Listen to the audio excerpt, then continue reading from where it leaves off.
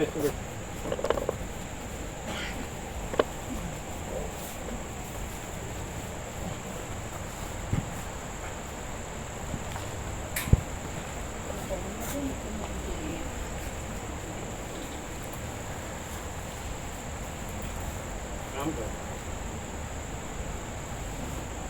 में फोकस नहीं करना, कान में ना देखना।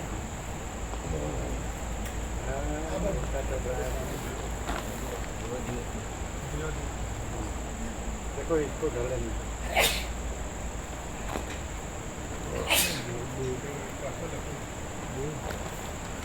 थोड़ा नीचे लेके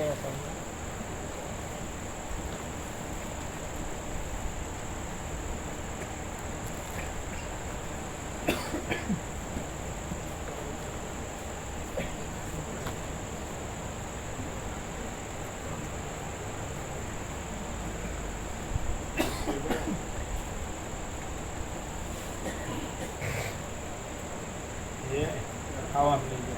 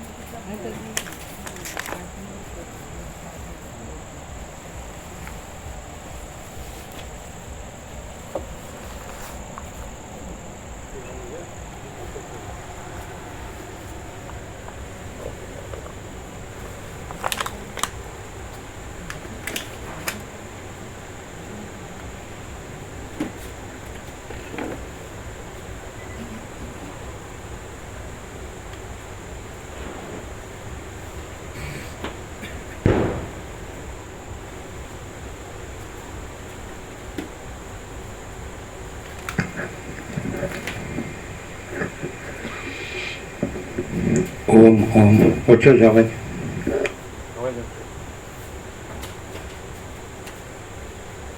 બધા કોન્ટેક્ટ ફિટ કરો.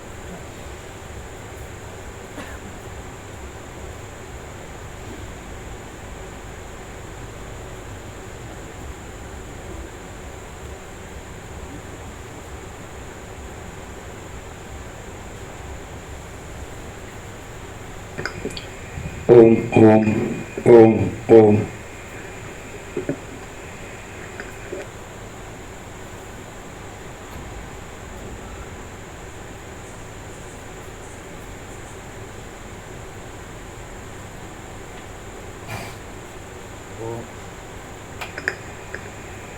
ओम ओम હવે બરાબર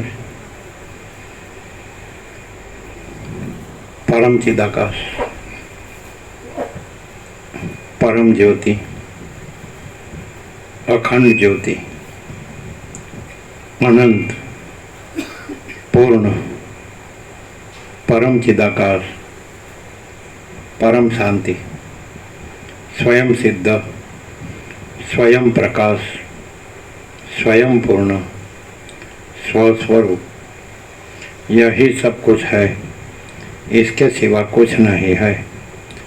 शून्यभास अनंत कोटि महाकल्पो है ही नहीं। वशिष्ठराम उत्पत्ति प्रकरण राउंड 38मो राउंड।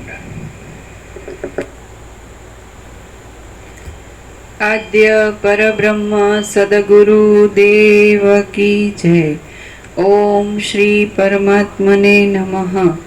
श्री योग वासिष्ठ महारामायण उत्पत्ति प्रकरण पेज नंबर 373 सर्ग 110 मननो वैभव तथा तेनी शांति।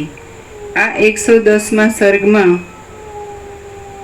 मनोविलास વર્ણનથી મનની શાંતિનો ઉપાય કહેવામાં આવશે। પેજ નંબર 373 જમણી બાજુ ઉપર।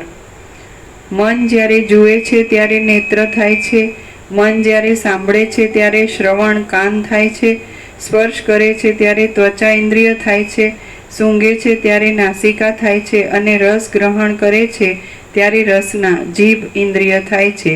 આ પ્રમાણે જેમ નાટકમાં રહેલો નટ બહુ વેશ ધારણ કરે છે, તેમ દેહમાં મન વૃત્તિઓ વિશે બહુ વેશ ધારણ કરે છે.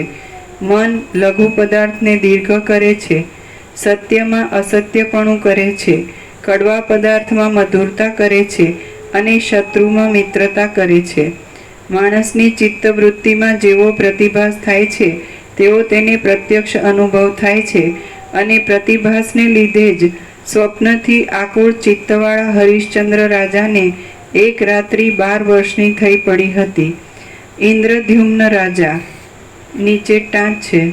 ઇન્દ્રદ્યુમ્ન રાજાને રેવતી એ નામની એક પુત્રી હતી. તેનું લગ્ન કરવા માટે તેનો સંબંધ કયા રાજાની સાથે કરવો એ પૂછવા માટે ઇન્દ્રદ્યુમ્ન રાજા બ્રહ્મલોકમાં ગયા. ત્યાં બ્રહ્માની પાસે ગાન થતું હતું, તેથી એક મુહૂર્ત ઊભા રહી ગાન થઈ રહ્યા પછી બ્રહ્માને પોતાની પુત્રીના લગ્ન સંબંધી સલાહ પૂછી. ત્યારે બ્રહ્માએ ઉત્તર દીધો કે તમે અહીં એક મુહૂર્ત ઊભા રહ્યા તેટલી વારમાં તમારા દેશમાં એક યુગનો કાળ ચાલ્યો ગયો. તેથી તમે મનમાં સંકલ્પ કરેલા સર્વ રાજાઓનો નાશ થયો છે. માટે તમારી પુત્રી હવે ભૂતળમાં બળભદ્રજીનો જન્મ થયો છે, તેમને પરણાવજો. આ કથા શ્રીમદ ભાગવતમાં પ્રસિદ્ધ છે. ઇન્દ્રદ્યુમ્ન રાજા બ્રહ્મલોકમાં ગયા ત્યારે તેમને ચિત્તના પ્રભાવથી એક મુહૂર્તમાં એક યુગનો કાળ ચાલ્યો ગયો હતો. પ્રાતઃકાળમાં જેને રાજ્ય મળવાનું છે એવા બંધીવાનને કૌંસમાં પ્રાતઃકાળે રાજ્ય મળશે એવી મનમાં આશા હોવાથી કૌંસ પૂરો પ્રાતઃકાળમાં જેને રાજ્ય મળવાનું છે એવા બંદીવાનને બંધન પણ સુખરૂપ થાય છે, તેવી રીતે સારી મનોવૃત્તિ વડે રૌરવ નરક પણ સુખરૂપ થઈ પડે છે. મોતીના હારમાંથી એક દોરો બળી જાય છે ત્યારે બધા મોતી વેરાઈ જાય છે. તેવી રીતે એક મન જીતવાથી સર્વ ઇન્દ્રિયો જીતાય છે. બ્રહ્મ સર્વ સ્થળે રહેનાર, સ્વચ્છ, નિર્વિકાર, સર્વત્ર સમાન, સૂક્ષ્મ અને સર્વ ભાવમાં રહેનાર સાક્ષીભૂત ચિત્ત શક્તિરૂપ તે પોતાની સત્તાથી વાણી વગેરે સર્વ ક્રિયાથી શૂન્ય છે. બ્રહ્મ સર્વ સ્થળે રહેનાર, સ્વચ્છ, નિર્વિકાર, સર્વત્ર સમાન, સૂક્ષ્મ અને સર્વ ભાવમાં રહેનાર સાક્ષીભૂત ચિત્ત શક્તિરૂપ તે પોતાની સત્તાથી વાણી વગેરે સર્વ ક્રિયાથી શૂન્ય છે. હે રામ, તેને પણ મન દેહ સમાન જડ બનાવી તેની અંદર કામ સંકલ્પ વગેરે ભ્રાંતિની તથા બહાર પર્વત, નદી, આકાશ અને સમુદ્ર વગેરેની કલ્પના કરી વ્યર્થ ભમાવે છે. હે રામ, તેને પણ મન દેહ સમાન જડ બનાવી તેની અંદર કામ સંકલ્પ વગેરે ભ્રાંતિની તથા બહાર પર્વત, નદી, આકાશ અને સમુદ્ર વગેરેની કલ્પના કરી વ્યર્થ ભમાવે છે.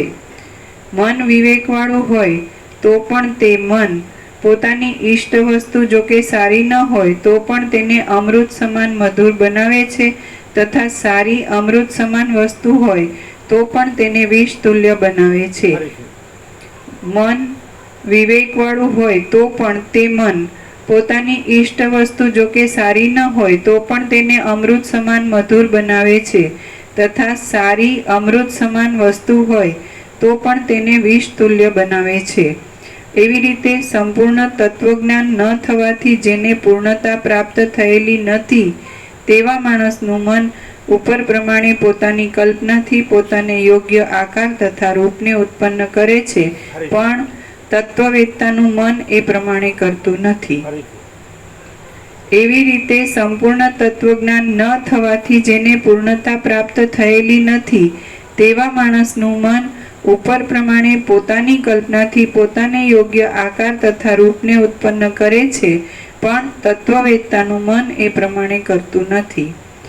ચૈતન્ય શક્તિથી સ્ફૂર્ણા પામેલું મન સ્પંદને વિશે વાયુપણાને પામે છે, પ્રકાશમાં પ્રકાશપણાને પામે છે, દ્રવ પદાર્થમાં દ્રવપણાને પામે છે, પૃથ્વીમાં કઠિનતાને પામે છે અને શૂન્ય દ્રષ્ટિમાં શૂન્યતાને પામે છે. ચૈતન્ય શક્તિથી સ્ફૂર્ણા પામેલું મન સ્પંદને વિશે વાયુપણાને પામે છે, પ્રકાશમાં પ્રકાશપણાને પામે છે, દ્રવ પદાર્થમાં દ્રવપણાને પામે છે, પૃથ્વીમાં કઠિનતાને પામે છે અને શૂન્ય દ્રષ્ટિમાં શૂન્યતાને પામે છે. આ પ્રમાણે ચિત્ત શક્તિથી ઈચ્છા પ્રમાણે મનની સ્થિતિ થાય છે.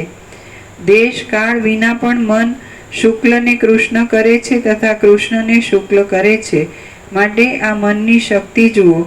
માણસનું મન જ્યારે બીજી વસ્તુમાં લાગેલું હોય છે ત્યારે તે ભોજન કરતો હોય અને પીરસેલા પદાર્થનું જીભથી ચરવણ કરતો હોય તો પણ તે પદાર્થના સ્વાદની તેને ખબર પડતી નથી. મન વડે જે પદાર્થ જોયો તે જ ખરેખર જોયો કહેવાય, પણ મનથી ન જોયેલો પદાર્થ જોયો કહેવાય નહીં, કારણ કે અંધકારમાં જોયેલા પદાર્થની પેઠે મને ન જોયેલા પદાર્થના રૂપની ખબર પડતી નથી. મન વડે જે પદાર્થ જોયો તે જ ખરેખર જોયો કહેવાય, પણ મનથી ન જોયેલો પદાર્થ જોયો કહેવાય નહીં, કારણ કે અંધકારમાં જોયેલા પદાર્થની પેઠે મને ન જોયેલા પદાર્થના રૂપની ખબર પડતી નથી. ઇન્દ્રિય વડે મન દેહવાન છે તથા મન વડે ઇન્દ્રિયો દેહવાન છે. એવી રીતે મન તથા ઇન્દ્રિયોનું પરસ્પર સરખાપણું છે તો પણ મનમાંથી ઇન્દ્રિયો ઉત્પન્ન થયેલી છે, પણ ઇન્દ્રિયોમાંથી મન ઉત્પન્ન થતું નથી. તેથી મનની ઉત્કૃષ્ટતા છે. ચિત્ત અને શરીર જો કે અત્યંત ભિન્ન છે તો પણ જે મહાત્મા તેની એકતા એટલે બંને જડ છે એમ માને છે તે પંડિતો નમસ્કાર કરવા યોગ્ય છે. ચિત્ત અને શરીર જો કે અત્યંત ભિન્ન છે તો પણ જે મહાત્મા તેની એકતા એટલે બંને જડ છે એમ માને છે તે પંડિતો નમસ્કાર કરવા યોગ્ય છે. ફૂલોથી ગૂંથેલા અંબોડાવાળી અને વિલાસથી સુંદર કટાક્ષો કરતી કોઈ સુંદરી આલિંગન કરે તો પણ મન વિનાના માણસને ભીતની પેઠે તે કંઈ પણ વિકાર કરી શકતી નથી. ફૂલોથી ગૂંથેલા અંબોડાવાળી અને વિલાસથી સુંદર કટાક્ષો કરતી કોઈ સુંદરી આલિંગન કરે તો પણ મન વિનાના માણસને ભીતની પેઠે તે કંઈ પણ વિકાર કરી શકતી નથી.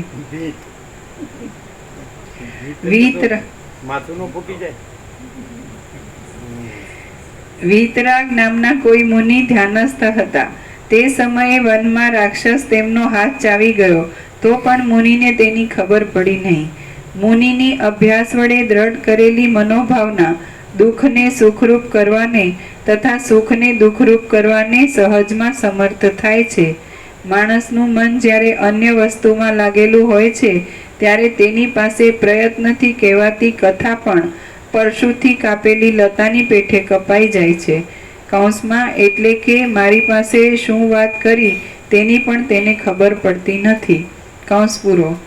મન જ્યારે પર્વત ઉપર ચડે છે ત્યારે શુભ્ર આકાશમાં પણ તેને ગુફાની ભ્રાંતિથી દુઃખનો અનુભવ થાય છે. મનના ઉલ્લાસરૂપી સ્વપ્નમાં આકાશના જેવા વિસ્તારવાળા હૃદયને વિશે પ્રત્યક્ષ જણાતા પર્વતો પણ પોતપોતાનું કામ કરવાને સમર્થ થાય છે. ચલિત થયેલો સમુદ્ર મોજાનો વિસ્તાર કરે છે તેવી રીતે વિક્ષેપવાળું મન પોતાને વિશે પર્વત તથા નગરની પંક્તિનો વિસ્તાર કરે છે. સમુદ્રની અંદર રહેલા જળમાં જેવી રીતે તરંગ તથા મોજા રહેલા છે તેવી રીતે દેહની અંદર રહેલા મનમાં સ્વપ્નરૂપ પર્વત તથા નગરની પંક્તિ રહેલી છે. પત્ર, લતા, પુષ્પ તથા ફળ એ જેમ અંકુરના છે તેવી રીતે જાગ્રત તથા સ્વપ્નના ભ્રમો એ મનના છે. સુવર્ણની પ્રતિમા સુવર્ણથી જુદી નથી તેવી રીતે જાગ્રત તથા સ્વપ્નની ક્રિયા મનથી ભિન્ન નથી. જળધારા, જળકણ, મોજા તથા ફીણ એ જેમ આકાશમાં જણાય છે તેમ અનેક પ્રકારની વિચિત્રતાના વૈભવ ચિત્તમાં જણાય છે. નટ જેમ અનેક પ્રકારના વેશનો અંગીકાર કરે છે તેમ શૃંગાર વગેરે રસના આવેશથી ચિત્તવૃત્તિ સ્વપ્ન તથા જાગ્રત દશાના વૈભવનો અંગીકાર કરે છે. લવણ રાજાને મનના કોઈ એમ કે તો ચિદાકાશમાં આભાસ નથી, આભાસ ભ્રમ નથી, કલ્પના કે ભ્રમ, તો શું કામ ભાસે છે એમ કોઈ કે તો એ પોતે કોઈ આભાસ કલ્પના કે આભાસ બ્રહ્મ ન રાખે તો એ પ્રશ્ન ન રહે. અને પોતે એમ જાણે કે વાસ્તવમાં અનંત શુદ્ધ ચિદાકાશ છે અને આભાસ કલ્પના કે આભાસ બ્રહ્મ એ કોઈ વસ્તુ નથી તો એ પ્રશ્ન ન રહે. એ પોતે અનંત શુદ્ધ ચિદાકાશ તો છે જ, એટલે એમાં તો કંઈ એ નિર્વિવાદ સત્ય. પણ જે આભાસ કલ્પના કે આભાસ બ્રહ્મ કાંઈ નથી, એ કાંઈ નથી એવો આભાસ કલ્પના અને આભાસ બ્રહ્મ રાખે છે. એટલે પૂછે કે કેમ ભાષે છે, પણ એ ના રાખે તો એ પ્રશ્ન ન રહે. આભાસ કલ્પના અને આભાસ બ્રહ્મ છે જ નહીં અને અનંત શુદ્ધ ચિદાકાશ જ છે તો પ્રશ્ન ન રહે. પણ શું કરે છે કે આભાસ કલ્પના અને આભાસ જે કાંઈ નથી એવી આભાસ કલ્પના એવો આભાસ બ્રહ્મ રાખે છે એટલે પ્રશ્નો કર્યા કરે છે. નથી ન રાખે તો કોઈ પ્રશ્ન નથી. દાખલા તરીકે કોઈ માણસ સ્વપ્નમાંથી જાગે તો પછી સ્વપ્નને જ વાગોડ્યા કરે તો કે આમ કેમ સ્વપ્ન આવું કેમ થયું ને આવું કેમ થયું ને આવું. પણ એ છે જ નહીં, જાગૃત જ છે, સ્વપ્ન છે જ નહીં. એટલે મોટાભાગના જે માણસો છે કે જે આમ કીધું કે જે સંપૂર્ણ પ્રબુદ્ધ નથી, સમ્યક પ્રબુદ્ધ નથી, તો એને આ બધું કાંઈ નથી એવી આભાસ કલ્પના આભાસ બ્રહ્મ જ થયા કરે. સાચાનું ખોટું, સારાનું નરસું, નરસાનું સારું, ખોટાનું સાચું, આવું બધું થયા કરે. પણ એ જો જાણે કે અનંત શુદ્ધ ચિદાકાશ છે અને એમાં બીજું કાંઈ નથી ને બીજું કાંઈ થતું નથી તો પરમ શાંતિ જ છે. શાંતિ નથી રહેતી, અભાવ મળતો નથી, ઈચ્છા પૂરી થતી નથી. એનું કારણ કે અધ્યાસ છે. અધ્યાસથી સમજવા જાય તો સત અસત લાગે ને અસત સત લાગે, અને સારું નરસું લાગે, નરસું સારું લાગે, આવું ઊંધું થાય. બાકી જે માચિદાકાશ પ્રકાશ વિવેક હોય એમાં કોઈ ગ્રંથિ પૂર્વગ્રહ ન હોય, રાગદ્વેષ ન હોય. પણ માચિદાકાશ પ્રકાશ એવો વિવેક હોય કે જેમાં જે માચિદાકાશ પરમ આનંદ પરમ શાંતિ હોય એવો વિવેક હોય. એમ એની અંદર અધ્યાસ છે એના સાપેક્ષ વિવેક ન હોય, અધ્યાસ નિરપેક્ષ વિવેક હોય. પણ અધ્યાસ સાપેક્ષ રહેલો હોય એને ઊંધું લાગે કે કેમ આવું કીધું ને કેમ આવું કીધું ને કેમ આવું કર્યું ને કેમ આવું કર્યું, એમ સમજાય. પણ એ તો એ અધ્યાસથી એને એવું લાગે છે.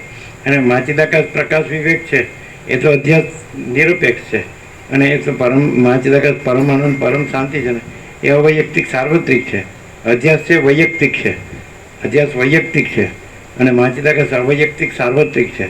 એટલે વૈયક્તિક જો અધ્યાસ રહ્યો હોય તો એને અવૈયક્તિક સાર્વત્રિક માચિદાકાશ પ્રકાશ વિવેકની ખબર પડતી નથી કે એમાં ગ્રંથિ પૂર્વગ્રહ ન હોય, રાગદ્વેષ ન હોય અને ભેદાભેદ ન હોય, લેવા દેવા ન હોય, કોઈ વધુ ઓછું ન હોય, સારું ખોટું ન હોય. એમાં તો બધું પરમાનંદ પરમ શાંતિ હોય. એટલે એ રીતે હોય. એ અવૈયક્તિક સાર્વત્રિક હોય અને પેલું વ્યક્તિગત હોય. અધ્યાસ વ્યક્તિગત હોય અને માચિદાકાશ પ્રકાશ વિવેક અવૈયક્તિક સાર્વત્રિક હોય. એટલે વ્યક્તિગત અધ્યાસ હોય એટલે એને જે પોતાના અધ્યાસ પ્રમાણે લાગે કે આ જ સાચું ને આ ખોટું, આ જ સારું ના નડશું. પણ વૈયક્તિક અધ્યાસ સાચો નથી, માચિદાકાશ પરમ આનંદ પરમ શાંતિ સાચી છે. એટલે એ રીતે છે. એટલે જો માણસને એમ હોય કે આ વસિત છે, સંપૂર્ણ સત્ય છે, તો એ એમ કે જે કે તો એને એમ જ લાગે કે સત્ય જ છે. તો એમાં એને માચિદાકાશ પરમાનંદ પરમ શાંતિ અનુભવાય. પણ પોતાના અધ્યાસથી વસિતને સાંભળે તો એને એમ થાય આવું કેમ કીધું અને આવું કેમ કીધું એમ. રામને એવું નથી લાગતું કે વસિત આમ કેમ કે હું આમ પૂછું છું તો આમ કેમ કે છે, આમ કેમ. એને ખબર છે કે હું જે પૂછું છું એમાં કોઈ તથ્ય નથી અને વસિત જે છે એ પરમ ચિદાકાશ પરમ જ્યોતિ અખંડ જ્યોતિ છે અને અનંતપૂર્ણ પરમ ચિદાકાશ પરમ શાંતિ છે. स्वयं सिद्ध स्वयं प्रकाश स्वयं पूर्ण स्वस्वरूप है અને यही सब कुछ है, इसके सिवा कुछ नहीं है. शून्य भाषाનું કોટી માં કૃપો હે નહીં. એટલે અધ્યસ્ત જે અધ્યસ્ત હોય ને જ્યાં અધ્યાસ તો હું આ છું એટલે એ અધ્યાસની અનુકૂળતાને સત્ય માને, અધ્યાસની પ્રતિકૂળતાને અસત્ય માને. પણ એ પાંચદાકાશ પ્રકાશ વિવેકથી એની અધ્યાસની જે અનુકૂળતા હોય એ ખરેખર પ્રતિકૂળતા હોય અને અધ્યાસની અનુકૂળતા હોય ખરેખર પ્રતિકૂળતા હોય ને જે પ્રતિકૂળતા હોય એ અનુકૂળતા હોય. પણ એને રાગદ્વેષ હોય, ગ્રંથિ પૂર્વગ્રહ હોય એટલે ખબર. અધ્યાસમાં હંમેશા રાગદ્વેષ હોય, ગ્રંથિ પૂર્વગ્રહ હોય, હું તું મારું તારું હોય અને ભેદાભેદ હોય. સમજાય? એટલે અધ્યાસથી વસિતને ન સમજી શકાય, પ્રકાશથી જ સમજી શકાય. એટલે પ્રકાશથી જો વસિતને જાણે તો એમાં એમ કે સર્વાંગ સંપૂર્ણ મંગલ જ હોય, આનંદ મંગલ જ હોય, કલ્યાણ જ હોય. એમાં કંઈ કોઈને મન વચન કર્મથી કોઈને દુઃખ દેવાનું કેવું ન હોય. પણ જે રીતે એને એ આત્માની સાચી શાંતિ રહે એ રીતે જ કરવાનું એવું સમજાય. એટલે મનને અનુસરવાનું નથી. એમ કીધું કે કેમ તત્વવેદતા જીવનમુક્ત છે તો એને કેમ કાંઈ મન કાંઈ લાગતું નથી? એનું કારણ છે કે એ તો છે જ મહાચિદાકાશ પરમાનંદ પરમ શાંતિ, એ તો છે જ, એ જ છે, બીજું કાંઈ નથી, બીજું કાંઈ થતું નથી. અને આને કેમ લાગે છે? આ કેમ વસીટ આમ કહે છે, અને વસીટ કેમ આવો વિવેક કરે છે, અને વસીટ કેમ આમ નથી કરતા, આમ નથી કરતા, આમ કરે છે? પણ એ શેનાથી કે એ મનથી. મન છે એ વસીટનો વિરોધ કરે છે. અને જ્યાં મહાચિદાકાશ સત્ય છે એ એવી રીતે એવી આસ્થાથી એટલે વસીટ પ્રકાશથી વસીટ સાંભળવામાં આવે તો પછી અનંતપૂર્ણ પરમ ચિદાકાશ પરમ શાંતિ જ છે. મહાચિદાકાશ પરમ કહેવાય પરમ શાંતિ જ છે. અને પરબ્રહ્મ પરમ શાંતિ સ્વાનુભૂતિ તત્વ સાર જ છે. એટલે જો આત્માની સાચી શાંતિ ને લક્ષીને હોય, આત્માની અંદરની આત્માની સાચી શાંતિને અનુલક્ષીને જો પોતે હોય તો એને પછી સંપૂર્ણ સત્ય લાગે. પણ એને પોતાનું મન ત્યાં આવી ગયો એટલે અધ્યાસમાં આવી ગયો એટલે અધ્યાસ હંમેશા શું કામ કરે છે? અધ્યાસનું મુખ્ય લક્ષણ, માયાનું મુખ્ય લક્ષણ, જે સતને અસત કરી દેખાડે ને અસતને સત કરી દેખાડે એનું નામ માયા. એટલે એવું થાય. પણ જો વસીત પ્રકાશથી જો એમ કે બરાબર એમાં બીજું કાંઈ ન હોય, પરમ ચિદાકાશ પરમ જ્યોતિ અખંડ જ્યોતિ જ છે, બીજું કાંઈ છે જ નહીં, બીજું કાંઈ થતું જ નથી, તો એને પરમ શાંતિ જ રહે. પરમ પ્રકાશ, પરમ આનંદ, પરમ શાંતિ. અધ્યાસથી પછી એમ લાગે કે મને આમ મને તે મને, એટલે મન છે એ હંમેશા રામકૃષ્ણ પરમહંસ કહે છે કે માયા કોઈ દિવસ ઈશ્વરને જાણવા જ ન દે, અને માયા ઓળખાઈ જાય તો માયા નાસી જાય. એવું કે માયા ઈશ્વરને જાણવા ન દે અને માયા ઓળખાઈ જાય તો માયા નાસી જાય. હકીકત છે. કારણ કે સૂર્યમાં રાત્રિનો અંધકાર સંભવે જ નહીં. એટલે કોઈ દિવસ અધ્યાસથી આને શ્રવણ નહીં કરવું જોઈએ, અધ્યાસથી આમાં ના રહેવું જોઈએ, પણ પ્રકાશથી આમાં રહેવું જોઈએ. તો પછી અનંત પ્રકાશ, અનંત આનંદ, અનંત શાંતિ જ છે.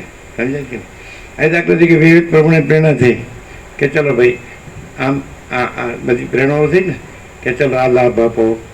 આપણે ન કીધું હોત તો આપણને ક્યાં ખબર હતી? અહીંયા આવવાની આપણને ક્યાં ખબર હતી? બિલકુલ નહીં. જે ક્ષણે એને કીધું ત્યાં સુધી બોલો આપણો સાક્ષી છો ને, બધા સાક્ષી છે. અમદાવાદ આપણે હતા તો એણે કીધું લાભ આપો તો આપણને ખબર હતી? આવું છે એ ખબર નથી.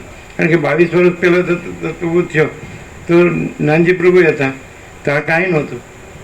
પછી આપણે 22 વર્ષે આવ્યા બરાબર, તો નાનજી પ્રભુએ વૃક્ષો વાવ્યા, રામજી પ્રભુએ કુટીરો કરી બરાબર, અને આપણને ખબર નથી આ શું છે, એ લોકો શું કરે ને શું થાય ને કાંઈ કોઈ ખાસ આવતું નહોતું. પછી એકાએક આવીને પછી જોઈતા પ્રભુ આવતા હતા, જોઈતા પ્રભુ ફૂલ આવતા હતા. એ નાનજી પ્રભુના કઝિન થાય બરાબર. એનો ખૂબ ભાવ હતો કે લાભ આપો, લાભ આપો, લાભ આપો. એ 500 કેટલી સ્વયં લઈ ગયા બધાને આજુબાજુના ગામોમાં અને બધા આપીને કે બધાને ખૂબ લાવીશ હું, 500 બાળકો લાવીશ ને આમ તેમ. એટલે પછી કંઈ થયું નહીં, આવવાનું થયું નહીં બરાબર. આવું બધું હોય. એટલે બાકી આપણે અખંડ પૂર્ણ તત્વ બોધ જ અખંડ પૂર્ણ તત્વ, અખંડ પૂર્ણ બ્રહ્મ બોધ જ અખંડ પૂર્ણ બ્રહ્મ. એટલે આપણને એવું ન થાય કે અહીંયા જઈએ ને અહીંયા ન જઈએ ને અહીંયા કરી એને નામ રૂપ દિશા દેશકાળ દ્રવ્ય ક્રિયા ઉત્પત્તિ સ્થિતિ લય વિવિધતા વિચિત્રતા એ કોઈ કલ્પના હોય જ નહીં એમાં. એ અનંત પ્રકાશ, અનંત આનંદ, અનંત શાંતિ. ઘડીકમાં પહેલાં કે અહીંયા આવો તો ત્યાં, ઘડીકમાં પહેલાં અને ન પણ જવાય પણ અખંડ પૂર્ણ તત્વ એ તો ખરો જ એમ. એની નિરપેક્ષ સમજે છે કે નહીં? એને કાંઈ એવું ન હોય કે કોણ વ્યક્તિ શું છે ને કોઈ આપણને બોલાવે છે કે નથી બોલાવતી, કે રાખે છે કે નથી રાખતી, એ બધું કાંઈ ન હોય.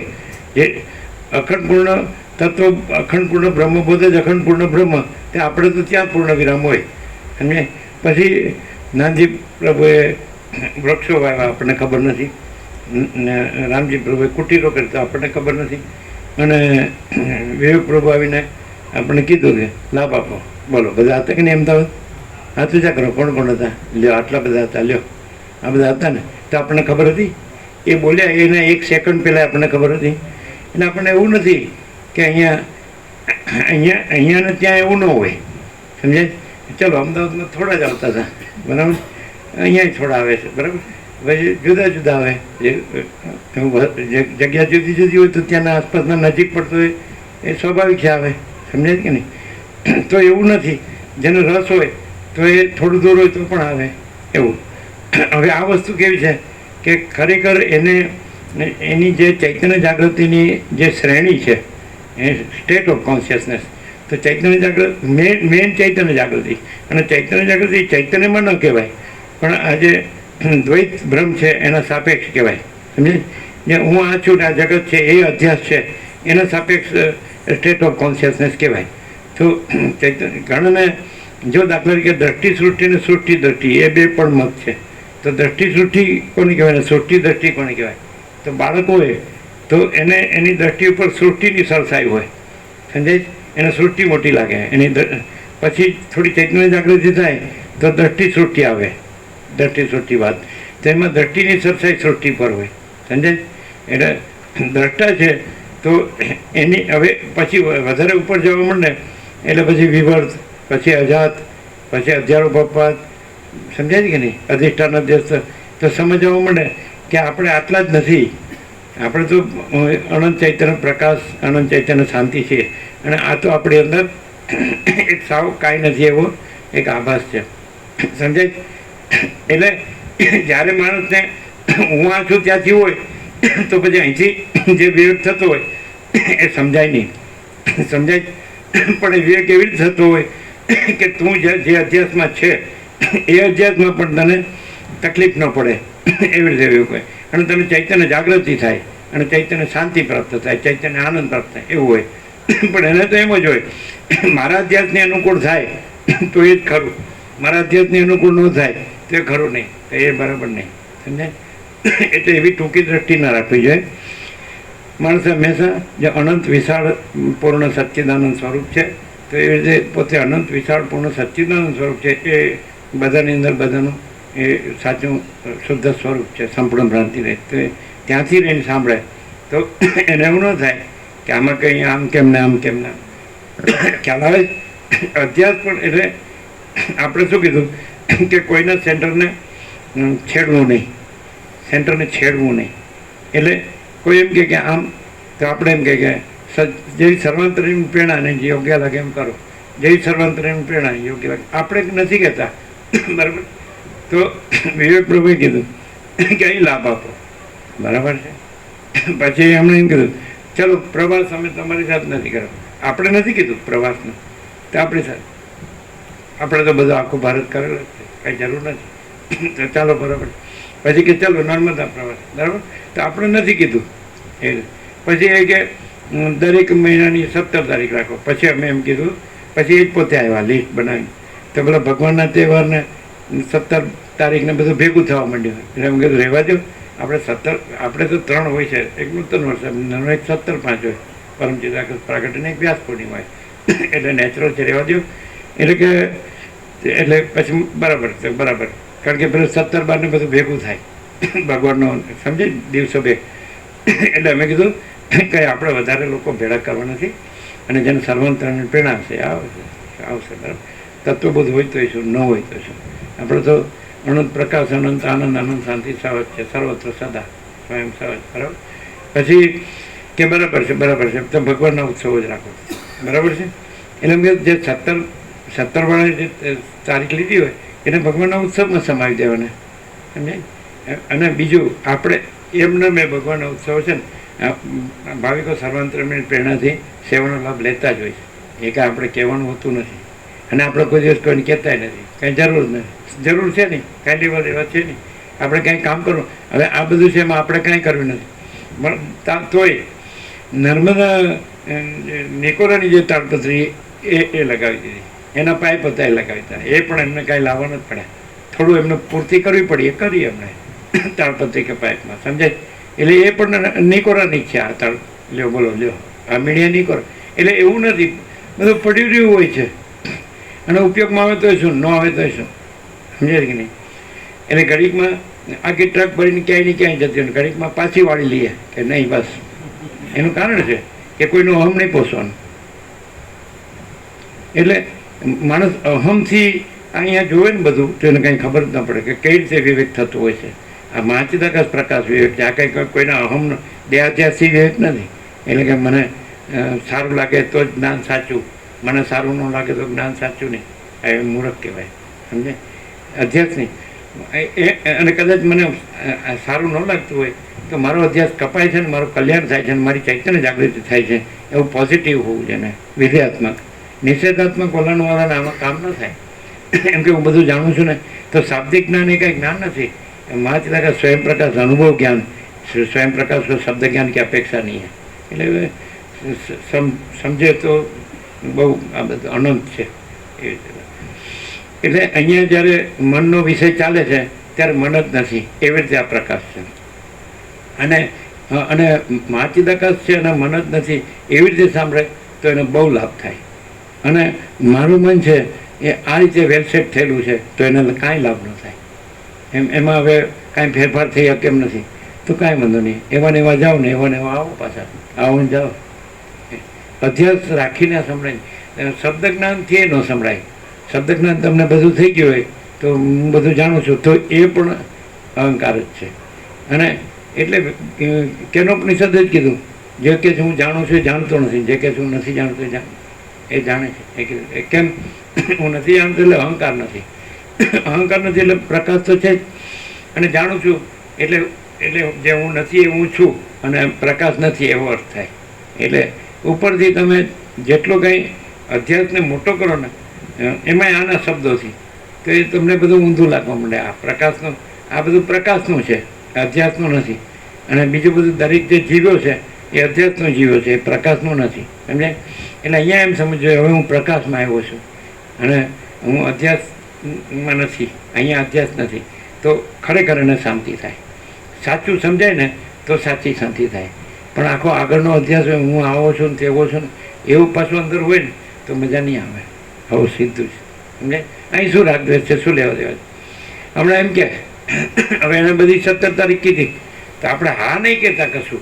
આપણે એક જ શબ્દ, એ સુશીલ પ્રભુ હોય કે એ કોઈ વિવેક પ્રભુ હોય કે એક્સવાય છે, તમને સર્વાંતરીમાંની પ્રેરણા કરો, તમને યોગ્ય લાગે એમ કરો. તો હું કહું છું એમ આવે જ નહીં. કારણ કે જો આપણે કહીએ ને કંઈક બીજું થાય તો કે તમે કીધું તો નામ થયું. આવા હારા મારા બેટા કોઈને પહોંચવા જ ન દે. પણ એને ખબર નથી કે વસીત છે એ કાંઈ હજી ઓળખ્યા નથી ને. એટલે આધી રાત મેં 0-0 એટલું બસ છે. વસીત છે એની એક જ પીછાણ છે, આધી રાત મેં 0-0. મારા વગર તમને ન ચાલે. ત્યારે મરી જ ગયા સુધી અહીંયા આવવું નહીં. કાલ સવારે અમારે સૂર્યનારાયણ ભગવાનને એવું કે બીજું હું ભલે મારે અંધારું જ રહે તો તારે તું લઈ જા સૂર્યનારાયણ ભગવાન તારી હારે. હા હા સમજે નહીં કોઈ વાત નહીં. એમ એટલું તો થવું જોઈએ કે ભાઈ માચીદા કા સબ કુછ મેં કુછ નહીં. તો એ બહુ થઈ અહીં તમારે બહુ ફિલોસોફી લઈ જવાની જરૂર નથી, તત્વજ્ઞાન લઈ જવાનું. તમે ઉપનિષદો ન જાણો કાંઈ નહીં, વેદો ન જાણો કાંઈ નહીં, બ્રહ્મસૂત્ર ગીતાને શાંકર પાસે વેદાંત ન જાણો કાંઈ નહીં. હા, તમે ગમે તે હોય ને XYZ A to Z ગમે તે એ કાંઈ નહીં. પણ તમે કાંઈ નથી એ સર્વસ્વ છે. એન્ડ ધીસ ઓર ધેટ એ કાંઈ નથી. અને all and all, all in all જો હે સો હે. સમજે? દાખલા તરીકે હવે દર 17મી તારીખ હતી તો આજે ને ક્લિયર થઈ ગયું કે એ જ લિસ્ટ બનાવ્યા તો ઉત્સવને બધું ભેગું થતું હતું ભગવાનના ઉત્સવમાં. બધા હા બરાબર નહીં, કાઢ નાખો. 17 વાળું બધું કાઢી નાખ્યું. તમારો એક તો છે જ પરમચિદાકાશ પ્રાગટ્ય, બરાબર નેચરલ છે. બીજી 17ને કાંઈ જરૂર. અને આપણે 3 દિવસ બરાબર 17 રસાભિનંદન અને 17 પાસે રાત પૂર્ણિમા, એ તો એક બધા એ રીતે આવે છે, એ વર્ષોથી આવે. આપણે ક્યાં ગુરુ પૂર્ણિમા કરીએ, ક્યાં ગુરુ થયા છે એ પણ સવાલ. આપણે ક્યાં લીધું દીધું છે એ પણ સવાલ. આપણે ક્યાં આવ્યા ગયા છે એ પણ. એણે કીધા પછી અત્યારે એમ કે ચાલો નથી જવું તો કાંઈ નહીં, જેવી સર્વાંતરીમાં પ્રેરણા અહીં ક્યાં કાંઈ આવે છે કે જાય છે. પણ કોઈ કે આમ કેમ ને આમ કેમ, અરે ભાઈ પણ એ તો સામેવાળા બધું કરે છે, આપણે કાંઈ કરતા નથી. સમજે? અને સામેવાળા કાંઈ કરતા નથી. સર્વાંતરી અમને બધું કરે અને સર્વાંતરમ્ય એ કાંઈ કરતા નથી, કાંઈ થતું જ નથી. એટલે પરમ શાંતિ જ છે. એટલે એવું નથી કે આપણે કાંઈ કરીએ, આપણે છીએ જ નહીં, પછી ક્યાંથી કરીએ? અને કાંઈ થતું જ નથી, પછી ક્યાંથી થાય છે નથી થતું? થાય છે નથી થતું તો એ બધું. એટલે અધ્યાસ છે એ કાંઈ નથી એટલું ક્લિયર થાય ને. અને અધિષ્ઠાન છે, પછી અધિષ્ઠાન એનો કહેવાય. અધ્યાસ નથી કેવા અધિષ્ઠાન કીધું? અધ્યસ્ત કીધું. અધ્યસ્ત નથી તો સાક્ષ્ય નથી તો સાક્ષી કહેવા પણ નથી, વિકલ્પ નથી તો નિર્વિકલ્પ કહેવા પણ નથી, સમજે જ ને. ચિદાભાસ નથી તો ચિદાકાશ કહેવા પણ નથી, માયા નથી તો બ્રહ્મ કહેવા પણ નથી, સમજે. વિકલ્પ નથી તો નિર્વિકલ્પ કહેવા પણ નથી, ગુણ નથી તો નિર્ગુણ કહેવા પણ નથી, આકાર નથી તો નિરાકાર કહેવા પણ નથી, વિકાર નથી તો નિર્વિકાર કહેવા પણ નથી, સમજાય. અને અંજન કલંક નથી તો નિષ્કલંક નિરંજન કહેવા પણ નથી, સમજે. સોચના કહેના સુનના નહીં है, યાદ रखना भूलना नहीं है. અને હા, સંપૂર્ણ સ્વાનુભવ છે. અનંત પ્રકાશ, અનંત આનંદ, અનંત શાંતિ, નો કોમ્પ્રોમાઇઝ.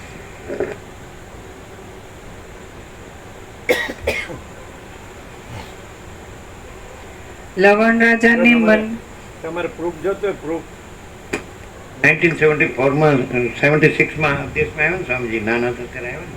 એને 48 વર્ષ છે કે નહીં, તો 48 વર્ષના સાક્ષી પ્રભુ આપણી પાસે છે. આવો ઘનશ્યામ પ્રભુ 48 વર્ષ જૂના ભાવિક, હાઈસ્કૂલના શિક્ષક થઈને રિટાયર્ડ બી થઈ ગયા. આપો માઇક.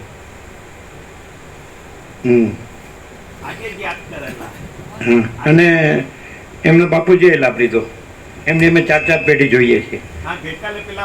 અને એક મિનિટ અમે જ્યારે 76માં આવ્યા ત્યારે તમે કેવડા હતા? એટલે તમે કયા ધોરણમાં હતા? 17 વર્ષ 11મા ધોરણમાં. 11માં હતા. પછી તમારી નિવૃત્તિ બી થઈ ગઈ ને? નિવૃત્તિ થઈ આજે 8મું વર્ષ છે. ઓહો, આજે હાઈસ્કૂલના શિક્ષક હતા અને નિવૃત્ત થઈ ગયા. હા, આજે 66મું રનિંગ વર્ષ છે. 17 વર્ષથી આ 66 વર્ષ સુધી સ્વામીજીને જોવો છો? હા. તો સ્વામીજીમાં કેટલું બરસ કાંઈ ફેર છે? કોઈ જ નહીં. એ વખતે આ જ તત્વબોધ, આજે 48 વર્ષે આ જ તત્વબોધ. એમાં કોઈ જુદાપણું નહીં, કોઈ સ્વાર્થ, કોઈ લેવા દેવા, કોઈ પ્રપંચ ના, કોઈ ભેદભાવ, કોઈ જ નહીં. કોઈ ગ્રંથિપૂર્વક, કોઈ રાગદ્વેષ, ના ના ના.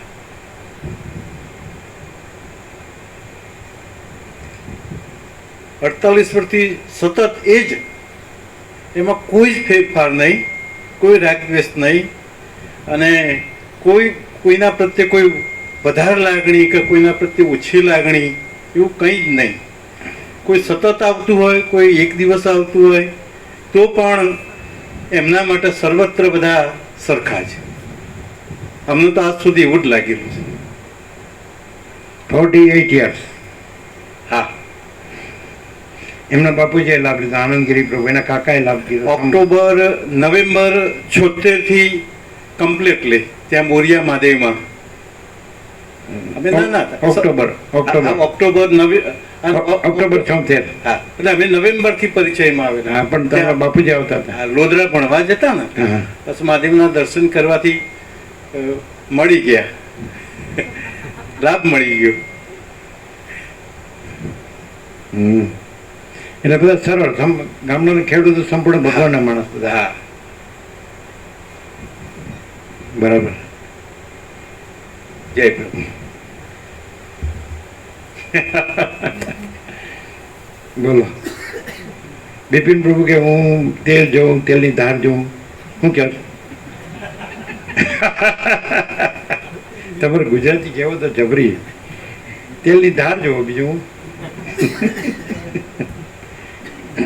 પણ માણસ શું છે, એની ચંચળતા ભ્રાંતિ એને હેરાન કરે છે. બાકી વસિત કોઈને હેરાન નથી કરતા, શાંત કરે છે. પણ એ કોમન સેન્સ હોય ને તો બહુ થઈ ગયું, સમજાય ને. હવે 17 વર્ષના એટલે ભણતા હતા, સમજાય. અને પછી તો શિક્ષક થઈને રિટાયર્ડ છે ને 8 વર્ષ થયા.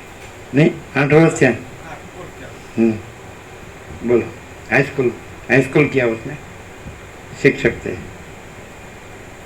Real and genuine. ऐसा नहीं कि अंडरस्टैंड समझ सकती नहीं है, ऐसा नहीं है, पूरी समझ सकती है. એવું નથી કે બસ આપણે સમજીને બેસી ગયા છે વેદાંત બ્રહ્મજ્ઞાન, એવું નથી. બધું અંદર જ્ઞાન છે, પ્રકાશ છે. અને ક્ષમતા જુઓ, એના તમે બોડી લેંગ્વેજથી જુઓ, એના વસિત કે છે આંખથી, વાણીથી, મુખના ભાવથી તો એકદમ સ્વસ્થ છે, તંદુરસ્ત છે અને ક્ષમતા છે. એમ અંદર કોઈ ગ્રંથિ પ્રોગ્રેસ રાખ નથી. તમે એકને સાંભળો, કેટલાય આવીને કહી ગયા પણ તમે ભૂલી જાઓ છો. તમે તમારા હું સિવાય બીજું કાંઈ જાણતા જ નથી, એટલે કાંઈ સમજાતું નથી.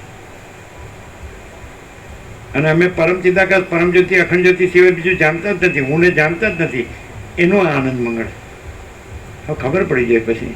પણ કે લ્યો તમે આ છો ને હું આ છું, અને તમે મને બરાબર નથી રાખતા. હું કર કેડી નાખે કાંકમાં મારા બેટા મારા સમજતા નથી. અમે તો કીધું હમણાં વચ્ચે કીધું એવું છે અમારું તો, સમજાય. કોઈ બહુ રૂપાળી ભેટે તો જાણે દિવાલ અરે ભટકાણા. દિવાલ શબ્દ કીધો, રૂપાળી શબ્દ નથી કીધો. ત્યારે પછી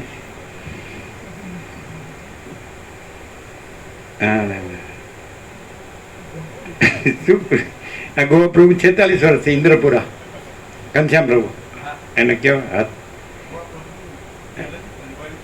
પરિચય છે ને? તમારે પરિચય ખરો ને? પરિચય ખરો. હાલો આપણે જ કોઈની હારે પરિચય નહીં, આ બધા પરિચય વાળા. એટલે પેલા અરુણ પ્રભુના નાના ભાઈનું બધા બાળકો પણ બધી હવે એની અમે 5મી પેઢી જોઈએ, એ બધા પહેલી વાર જોયા. એટલે પેલા કે આ અમારા આ છે ને અમારા, અમે કીધું અમારું કોઈ નથી, અમારા એકલા ભગવાન. એટલે હસવા માંડે બધા, એ આ અમારા આ છે ને આ અમારા, અમે કીધું અમારું કોઈ નથી, અમારા ભગવાન છે. પછી અમે તો અરુણ પ્રભુને એવી જ વાત કરીએ એમ. તમારા પેલા ભાઈબા હતા ને એ આવા હતા એમ, અમારા કાંઈ નહીં. એટલે પેલા હશે તમારા ભૂવા આવા હતા, ઓલિયા જેવા. તમારે કાંઈ એમ કે અમારે કોઈ નહીં, જો હે સો હે. એટલે એને તમે પાગલ પણ કહો છો, ગાન પણ કહો છો, કાંઈ વાંધો નહીં, એમાં કહી શકો. શું કહો રાજુ આમ કરે છે. પેલા કમળાના હતા ને એવી રીતે જ કરતા. આપણે કાંઈ પણ બોલીએ ને તો કે ખરી વાત, ખરી વાત, ગમે તેમ બોલો તો ખરી વાત. પછી આપણે સ્વામીજી મૂર્ખાઓમાં શિરોમણી છે તો કે ખરી વાત. પ્રેક્ટિસ થઈ ગઈ ને બોલવાની. શું કરો તમે?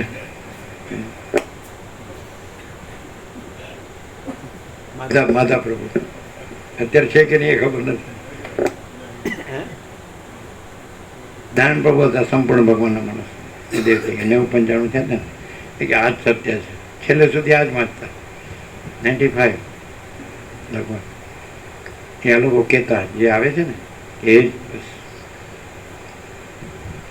આ લોકોને શું છે, ચક્કર ફર્યા કરે. ઘડીકમાં વળી હું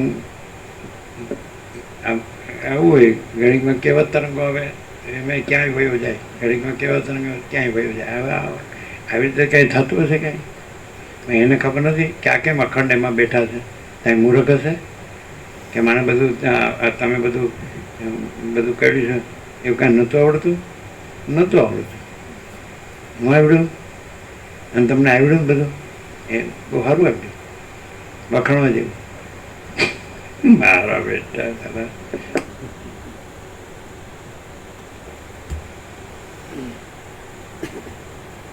લવણ રાજાને મનના પ્રતિભાસથી ચંડાળપણું પ્રાપ્ત થયું હતું, તેવી રીતે આ બ્રહ્માંડ મનના મનન માત્ર છે. આપણે સવારે વાત થઈ ગઈ કે વસિષ્ઠ જ્યારે વાત કરે કોઈ પણ તો અનંત વ્યાપકતાથી વાત કરે છે. એ મન કે એટલે માણસના મગજમાં જે મન નહીં, પણ આખું જે સમષ્ટિ મોટો જીવ કલ્પના ઈશ્વર, એનું સમષ્ટિ મોટું મન હિરણ્યગર્ભ, એનો સમષ્ટિ મોટો દેહ વિરાટ. એટલે સમષ્ટિમાં જે હિરણ્યગર્ભ છે અને એના પાર્ટ એન્ડ પાર્સલ અવિભાજ્ય વ્યષ્ટિ જીવ, વ્યષ્ટિ મન, વ્યષ્ટિ દેહ છે. સમજાય કે નહીં? વ્યષ્ટિ જીવ એટલે જે પૂર્ણ છે ને એના ભાઈ 5 ભાઈઓ છે. એમાં એક ભાઈ અરુણ પ્રભુ ડૉક્ટર છે. તો અમે એક પાટલી હતી સાંકડી અને લાંબી, એના પર બેસો તો અરુણ પ્રભુ સામે બેસી જાય, તત્વો જ કરે. અરુણ પ્રભુ અત્યારે અમેરિકા છે, એ ડૉક્ટર છે ને. બીજા એક ડૉક્ટર છે ને હોમિયોપેથીમાં, એ ડૉક્ટર છે MBBS પછી. હા એ ડૉક્ટર જગદીશ પ્રભુ શિક્ષક હતા, એનાથી સૌથી મોટા. એ આવવાના છે, પ્રવાસમાં આવવાના છે. એ બે એ આવવાના. એટલે બધા સરળ એમ. ગૌરીશંકર પ્રભુ બધા આવતા ને હવે દેવ થઈ ગયા. એમને ઘેરથી માંડી દેવ થઈ ગયા ખબર ને? એ કેવી રીતે દેવ થઈ ગયા એ ખબર છે ને? પ્રવાસમાં ગોવા પ્રભુ ખબર છે કેવી રીતે? ના, બસના પગથિયામાં, બસની એટલે બે પ્રભુએ આમને કીધું, બિપિન પ્રભુને, એમના મધરને તકલીફ છે ને, એટલે કે કાંઈ પણ થાય તો ખ્યાલ આવે. એટલે એ ગૌરીશંકર પ્રભુ આ બધા જૂના 48 વર્ષ જૂના બ્રહ્મદેવતા ભાવિ સંપૂર્ણ ભગવાનના માણસ, મોટા મોટા એમને 102 દિવસ એટેન્ડ કર્યા હતા યોગ પાસે સર્વસ્વામી. એટલે અમે પૂછ્યું, સામે જ બેઠા, સાર આ બધા સાર શું એમ કે ટૂંકમાં? તો કે પરબ્રહ્મ, એક જ શબ્દ બોલેલા. એ હવે દેવ થઈ ગયા. એમને ઘેરથી મારી આ જ ભૂરખ્યા હનુમાન છે ને, એના દર્શન કરી પછી બસના પગથિયા છે ને, બસના પગથિયા એમાં દેવ. એટલે પછી એના ઉપરથી વિવેક પ્રભુ સામેથી કીધું એટલે અમને યાદ આવ્યું, એટલે પછી યાદ આવ્યું. એટલે વિવેક પ્રભુએ એમ કીધું કે અમને તકલીફ થાય ને, એટલે અહીંયા શાંતિથી રહે, બરાબર છે ને. અને પછી જગ્યા તો છે જ, ખ્યાલ આવે જ ને, 6 બસના 12 જગ્યા છે આપણી પાસે, ખ્યાલ આવે જ ને. એ તો એમ કે એના ભાઈને ત્યાં મધર રહેતો પણ એમને આવવું હોય તો પણ આવે, એવું પણ કીધું. તમને એવું કીધું ને? હા, એટલે એવું સવાલ બંધ રહેતો હું, ચાલુ રહેતો હું, અહીં હું આવે છે જાય. પછી કે નર્મદા જવું છે, તો સર્વાંત જેવી સર્વાંત એમ પ્રેરણા જેવું યોગ્ય લાગે. પછી કે નથી જવું તો નથી જવું. એમાં આવવા જવાનું ક્યાં છે? પણ એક વસ્તુ, આત્માની સાચી શાંતિ છે ને, નો કોમ્પ્રોમાઇઝ. જો તમારે કંઈ હળવળ્યું હોય ને તો નો કોમ્પ્રોમાઇઝ. હળવળ્યું તો ચિત્તપ્રભુ તો રાત દિનનો અનુભવ છે.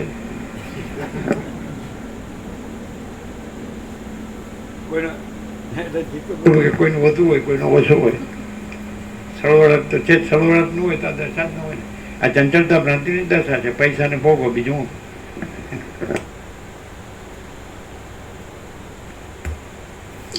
લવણ રાજાને મનના પ્રતિભાસથી ચંડાળપણું પ્રાપ્ત થયું હતું, તેવી રીતે આ બ્રહ્માંડ મનના મનન માત્ર છે. મનમાં જેવું જેવું સંવેદન થાય છે તેવા તેવા અનુભવ થાય છે. વસ્તીને જ્યારે પ્રશ્ન પૂછવામાં આવે કે આવું કેમ થાય છે, તમે જેમ કહો છો ને કે આવું કેમ થાય છે, તો વસિષ્ઠ એનું સામાન્યકરણ હિરણ્યગર્ભમાં કરે, કોસ્મિક માઇન્ડ, સમષ્ટિ મનમાં, કે જે સમષ્ટિ મોટો જીવકલ્પના કોસ્મિક સોલ છે, સમષ્ટિ પ્રતિભાસ, પરમ સત્તા પરબ્રહ્મનું માયારૂપી દર્પણમાં પડેલું સમષ્ટિ મોટા જીવકલ્પના નામનું પ્રતિબિંબ જ ઈશ્વર કહેવાય છે. એટલે પરમ સત્તા પરબ્રહ્મ જ છે, અખંડ સચ્ચિદાનંદ. અને સત એટલે અનંત સર્વવ્યાપી પરિપૂર્ણ પરમ અસ્તિત્વ, ચિત્ત એટલે અનંત સર્વવ્યાપી પરિપૂર્ણ ચૈતન્ય, અને આનંદ એટલે અનંત સર્વવ્યાપી પરિપૂર્ણ પરમ આનંદ. બરાબર છે. તો એ જે છે તો એનો પ્રતિભાસ, એપિયરન્સ ઈશ્વર છે. અને પરમ સત્તા પરબ્રહ્મ ભિન્ન, ઈશ્વર કોઈ ભિન્ન ઈશ્વર સત્તા નથી, ભિન્ન. આવું શીખીધ્વજ ચુડાલામાં છે, ચુડાલે શીખીધ્વજને કીધું એમ કે ભાઈ પિતા છે એ તો એનો જન્મદાતા ખરો ને, તો કે પિતા નથી. પછી કે તો બ્રહ્મા છે તો એ જન્મદાતા ખરા ને, તો નથી. ઈશ્વર તો કે નથી. એ રીતે કરીને બાધિત કરીને કે પરમ સત્તા પરબ્રહ્મ ભિન્ન, બીજી કોઈ સત્તા જ નથી, છે કે નહીં. એટલે માયાની કલ્પનાથી ઈશ્વર કીધું છે, સમજાય. ઈશ્વર કેવું, સમષ્ટિ મોટો જીવ કલ્પના, પછી સમષ્ટિ મોટું મન કલ્પના.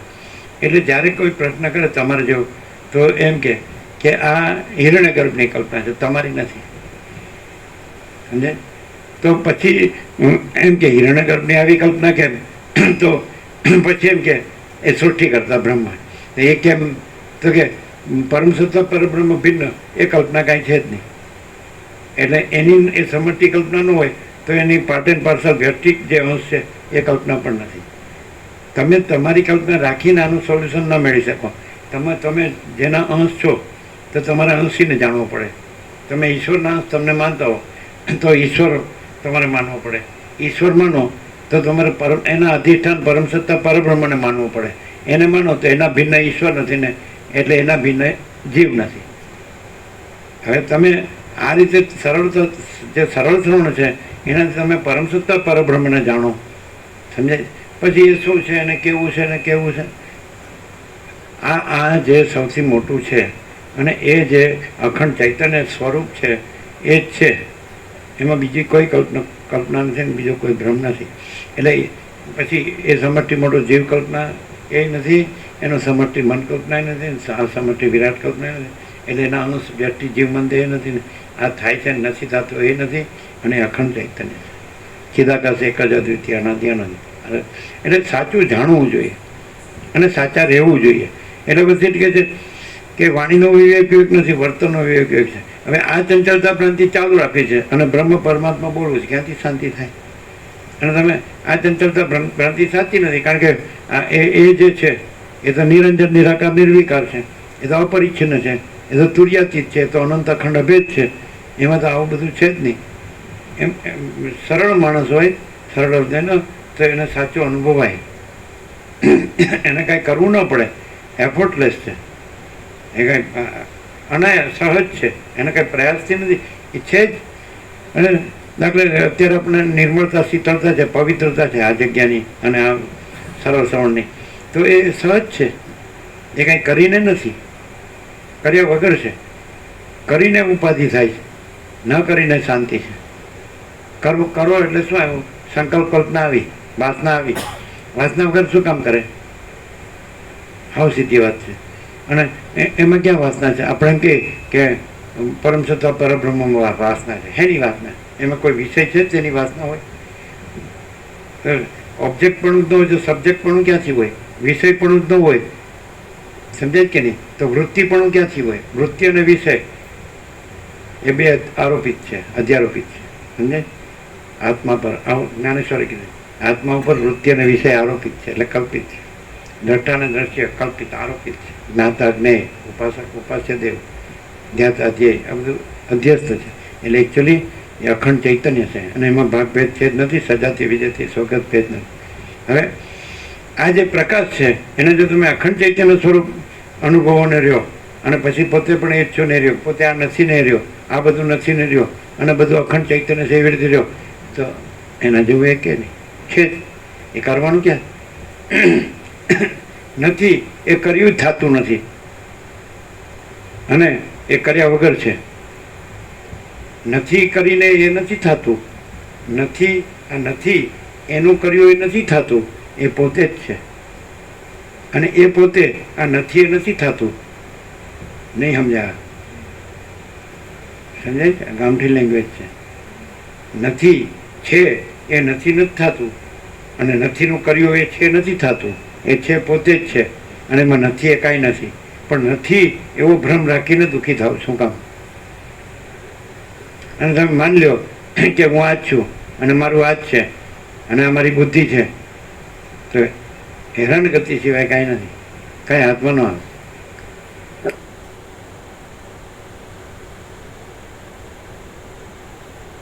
ખબર પડે? રાજુ ખબર પડે? પડે ખબર?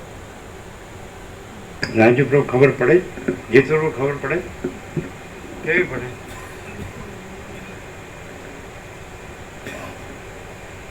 કેવી પડે?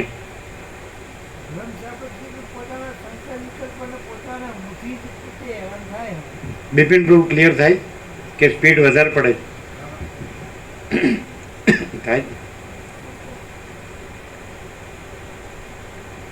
એટલે જો હૈસો હે શબ્દ છે એ સહજ છે, એ જે છે તે છે.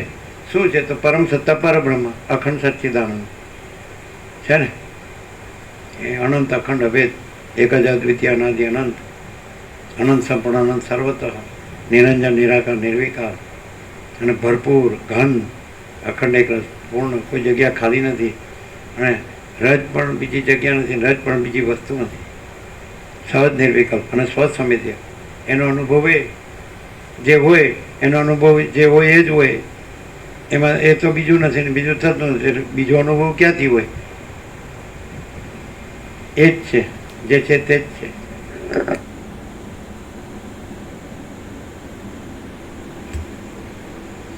મનમાં જેવું જેવું સંવેદન થાય છે તેવા તેવા અનુભવ થાય છે, માટે જેમ ઈચ્છામાં આવે તેમ કરો. અનેક પ્રકારના નગર, નદી તથા પર્વતના રૂપને પામીને મન જાગ્રત તથા સ્વપ્નમય એવા આ જગતનો વિસ્તાર કરે છે. લવણ રાજાની પેઠે મનના પ્રતિભાસથી હવે આપણે એમ કહીએ કે ભાઈ આપણી જનરલાઇઝ કર્યું સામાન્યકરણ તો બે વસ્તુ આવી, એક પરમ સત્તા પરબ્રહ્મ ને એક સમષ્ટિ મન કોસ્મિક માઇન્ડ. તો હવે આપણે કેવી રીતે ઓળખવું કે આ પરબ્રહ્મ અખંડ સચ્ચિદાનંદ છે અને આ મન છે? આ બધો મનનો ખેલ છે, તો સમજી ગયા બધું.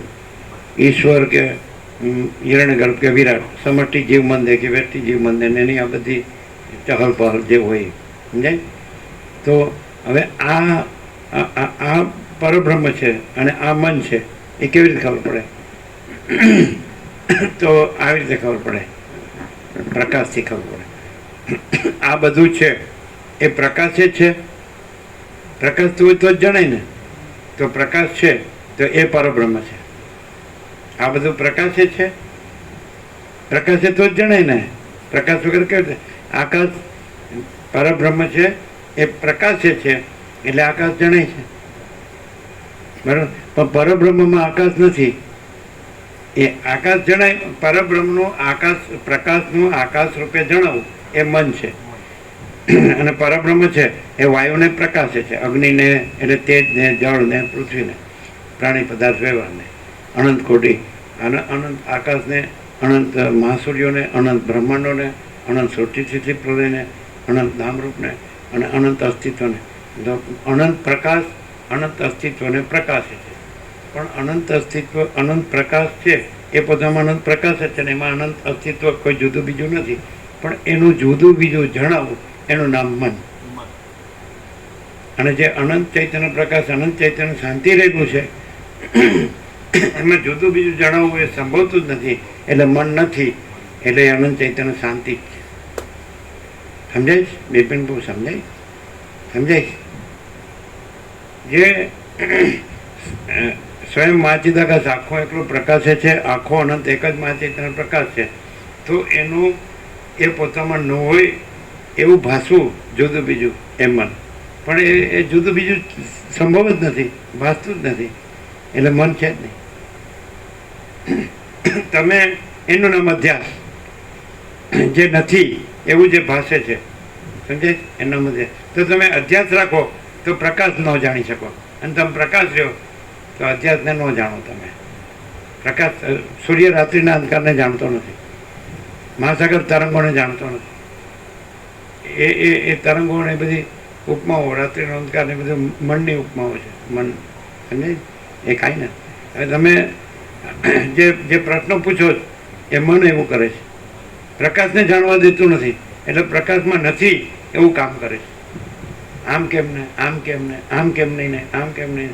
એટલે પણ જો પ્રકાશ છે એટલે પતિકીને પૂર્ણ વિરામ મારી દેવું પડે કે આખા પ્રકાશના ટુકડા થાય એમ ફિનિશ થઈ ગયું.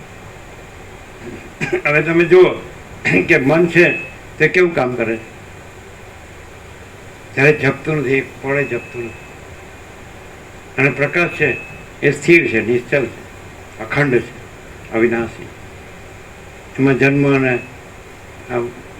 વિકાર ને નાશ ને કશું છે જ નહીં. આવું આ બધું કેટલું બધું દેખાય છે, પણ કાંઈ એ સ્વપ્ન કેટલું બધું દેખાય. સ્વપ્નમાં આકાશ દેખાય બ્લુ, અને મહાસાગર દેખાય, એના મોજાને, લીલું પાણીને બધું, કિનારો દેખાય, કોઈ બેઠું હોય. પછી રસ્તો, લોકો ચાલતા હોય, સફેદ કપડાં હોય, ગૌવર્ણ શરીર હોય, પાઘડી પહેર્યું, ઝાડે હોય, એના લીલા પાન હોય, ઘરે હોય, મકાન હોય, નદીએ હોય, મહાસાગરે હોય, હિમાલય હોય. લ્યો, શેનું? પછી એનો પ્રશ્ન પૂછે એ કેમ દેખાય છે, એ શેનું બનેલું છે, એમાં આમ કેમ, આમ કેમ નહીં? તમે જાણો, અમે જાણતા નથી. प्रकाश आभास को नहीं जानता और आभास प्रकाश को नहीं जानता, અને પ્રકાશ है आभास है ही नहीं. તમે આભાસ થઈને બેઠા છો અને પ્રકાશ સમજવા બેઠા છો, ક્યાંથી સમજાય? તમે આભાસ થઈને બેઠા છો, હું આ છું, આ મારું છે, લઈ લો લાટા.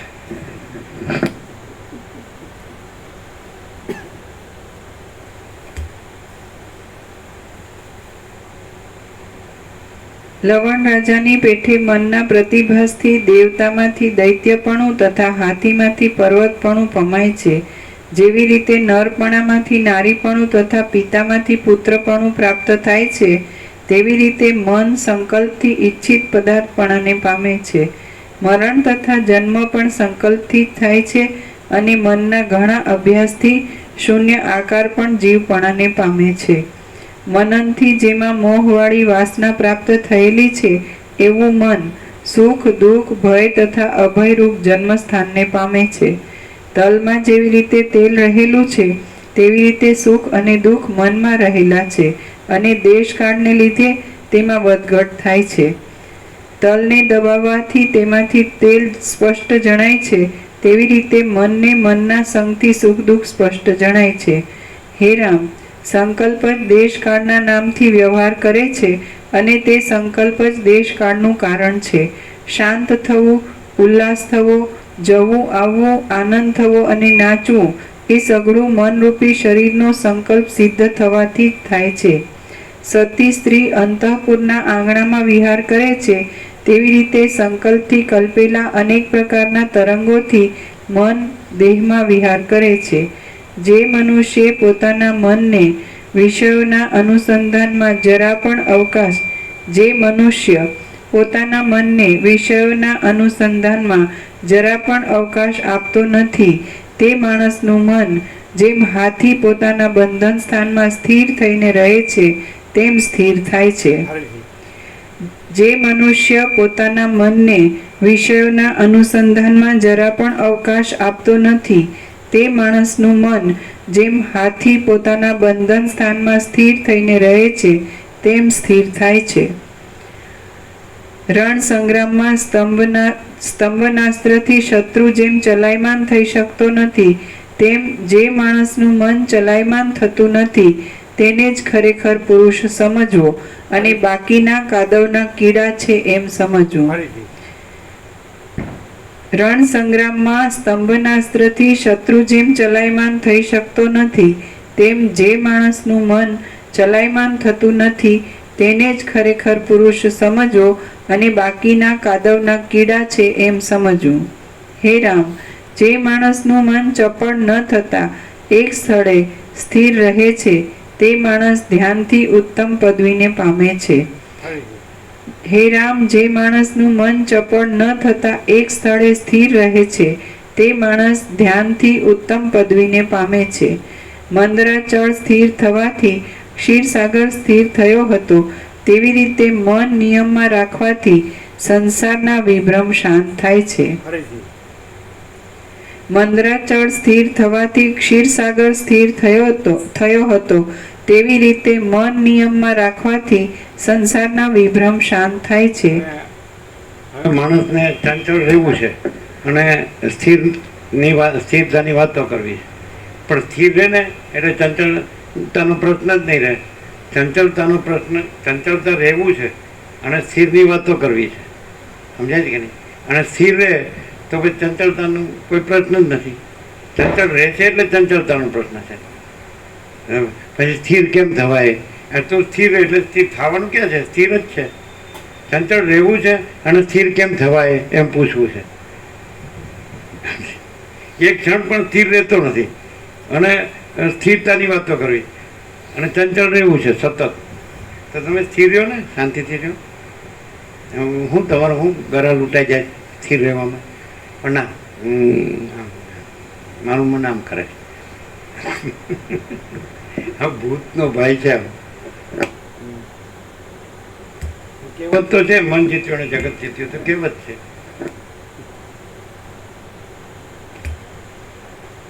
એટલે મન જીત્યું ને જગત જીત્યું અર્થ શું થાય કે પછી જગત છે જ નહીં. મન જીત્યું એટલે શું રહ્યું? એટલે પછી છે આખો અનંત એક જ મહાચૈતન્ય પ્રકાશ છે. સ્વયં મહાચૈતન્ય આખો એકલો પ્રકાશ છે. તો પછી મન છે જ નહીં, પછી એટલે જગત છે જ નહીં. મન છે એ જ જગતની કલ્પના છે. મન શું છે? તો જગતની કલ્પના, એનું નામ મન. સમજાય? અને બ્રહ્મ શું છે? ચિદાકાશ શું છે? તો એ જે અનંત ચૈતન્ય પ્રકાશ, અનંત ચૈતન્ય શાંતિ છે, એ બ્રહ્મ છે, એ ચિદાકાશ છે. કંઈ શબ્દ નથી. બ્રહ્મ કંઈ શબ્દ નથી, ચિદાકાશ કંઈ શબ્દ નથી. એ આ આખો જે છે આકાશ જેવો આખો અનંત ચૈતન્ય પ્રકાશ છે, સર્વ પરમાત્મા છે. એ તો શુદ્ધ અનુભવ છે, શુદ્ધ જ્ઞાન છે, શુદ્ધ ચૈતન્ય છે, શુદ્ધ તેજ છે, શુદ્ધ જ્યોતિ છે, શુદ્ધ પ્રકાશ છે. એ કાંઈ આવું બધું આવું ન હોય ડામાડોળ. સ્થિર રહે તો કોઈ પ્રશ્ન નથી, અને ચંચળ રહે તો પછી એનું કોઈ સમાધાન નથી. સમજાય છે? ભોગ તથા સંસારના વિભ્રમથી જેટલી જેટલી મનની વૃત્તિઓ છે તે સર્વ સંસારરૂપી વિષ વૃક્ષનું ઉત્પત્તિ સ્થાન છે. મદ અને મોહથી મંદ થયેલા પુરુષરૂપી દુષ્ટ ભ્રમર સંસારરૂપી દુષ્ટ નદીમાં તણાતા ચિત્તરૂપી કમળમાં વીંટાય છે અને જડતાના પ્રવાહરૂપી જળના વેગમાં વાયુની ઘૂમરીની પેઠે પ્રબળ ચિંતાથી વીંટાઈ જઈને તે પોતાના દેહ સહિત ચિંતારૂપી ચક્ર સમાન ઘૂમરીમાં પડે છે. શ્રી યોગ વાસિષ્ઠ મહારામાયણમાં ઉત્પત્તિ પ્રકરણનો મનનો વૈભવ તથા તેની શાંતિ નામનો સર્ગ 110મો સમાપ્ત. પ્રસાદ આપી દો.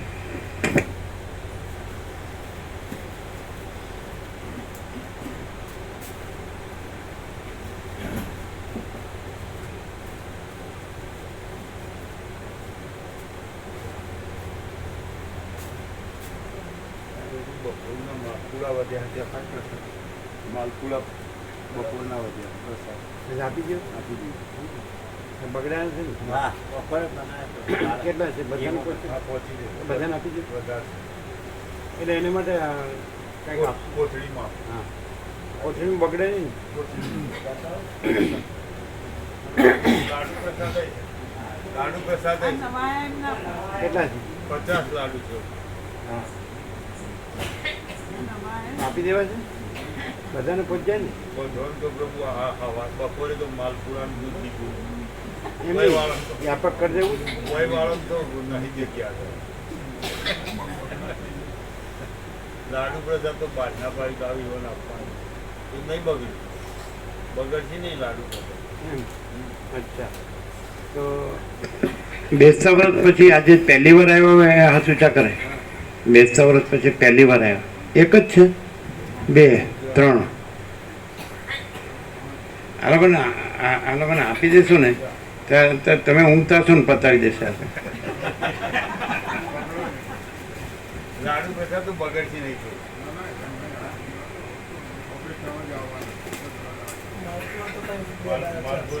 આપી દે ચલો બધાને. હા. શું છે? આપો.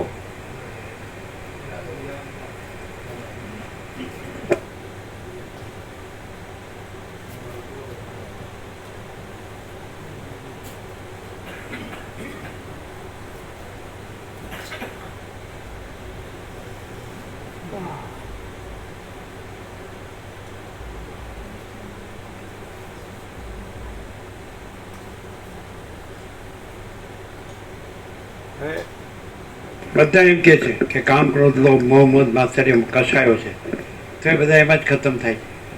અને બધાને એમ છે કે વિવેક સંતોષ શાંતિથી જીવીએ તો શાંતિ જ છે, તોય કોઈ વિવેક સંતોષ શાંતિથી જીવતું નથી. એનું તો શું કરો? અને આ બધું જન્મે છે મરે છે એ દેખાય. અને કેટલું અજ્ઞાન એટલે હિંસા કેટલી થાય છે એ પણ દેખાય. અને ભૌતિકતા વિલાસિતા ચંચળતા ભ્રાંતિ એ પણ દેખાય. એટલે આવું બધું વાંચે સાંભળે બોલે અને છતાંય પૈસાનો ભોગો મુખ્ય. એટલે આ બધું ચાલાકી ન ચાલે. ના ના, સરળ હૃદયનો માણસ હોય તો એકદમ સિમ્પલ. લ્યો આપણે એક જ વાત કરી લ્યો. હનુમાનજી આ બધા 800 કરોડ છે, તો એને જે બધું અંદર ઈચ્છાઓ છે, તો હનુમાનજીમાં એમાંની કોઈ ઈચ્છા છે? લ્યો, હનુમાન કરે એનો છાંટોય છે. આ નવા ભાવિક હાથું છે કરે લાડુ પ્રસાદ જેને લેવાનું. આજે જ આવ્યા, બેસતા વર્ષ પછી આજે જ આવ્યા. એ આપો. બેસતા વર્ષ પછી પહેલી વાર આવ્યા પાછળ. હા, આપી દો. હા, બીજા બેસતા વર્ષ પછી આજે જ આવ્યા હોય અહીંયા આ બાજુ હાથ ઊંચા કરજો. બેસતા વર્ષ પછી બીજું કોઈ? આવી ગયા ને? ત્રણ જ છે. ત્રણ જ છે, મૂકી દો. આ માલપુઆ પ્રસાદ આપો બધાને કોથળીમાં. રાત્રે ભૂખ લાગે તો ચાલે.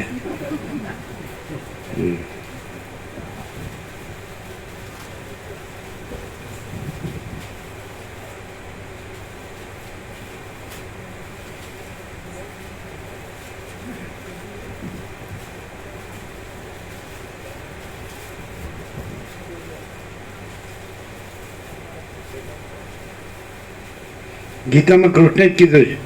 બોલો રાજુ, ખબર છે? કામ ક્રોધ લોભ એતત નરકસ્ય દ્વારમ તસ્માત એતત ત્રયમ ત્યજેત છે ને વિપિન પ્રભુ? કામ ક્રોધ લોભ એતત નરકસ્ય દ્વારમ તસ્માત એતત ત્રયમ ત્યજેત છે ને. કામ ક્રોધ લોભ એ ત્રણ નરકના દ્વાર છે, માટે ત્યજવા છે. તો બધા વાંચે ગીતા તો, પણ એ કામ ક્રોધ લોભમાં જ મરી જતા હોય. એટલે આ બધું વાતો કરવી એનો કોઈ અર્થ નથી. શાંતિ પામવી એ અર્થ છે. બરાબર છે? શાંતિ